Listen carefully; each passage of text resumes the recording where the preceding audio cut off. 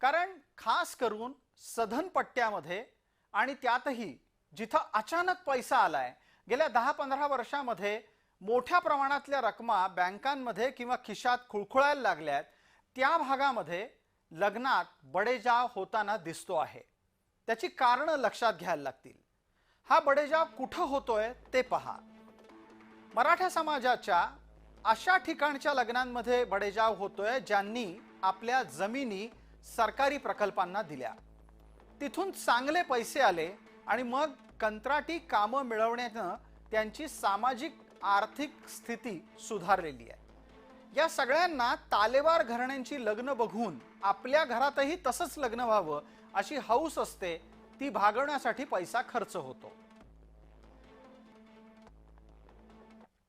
आज मराठा समाजाची परिस्थिती आहे संपूर्ण महाराष्ट्रामध्ये। ते लोक सर्वसामान्य आपल्या आपल्या परीने आपल्या ताकदीने लग्न करतात, परंतु हा जो बडेजाव आहे, हा जो मोठेपणा आहे, हे कोण करतं? ज्यांच्या आजोबा पंजोबाने स्वतःच्या पोटाला चिमटा देऊन ही जी शेती सांभाळून ठेवली होती, जमीन सांभाळून ठेवली होती, तो आताचे काही मराठे गुंठा विकून त्याचे पैसे गोळा करतात आणि ह्या पैशावरती उधळपट्टी करतात, फार मोठी लग्न करतात। हे ठराविक ठिकाणी जे पुणे जिल्हा आहे, मुंबई ठिकाणी सारख्या ठिकाणी आहे, अशा ठिकाणीच हा मोठेपणा मोठी लग्न होतात।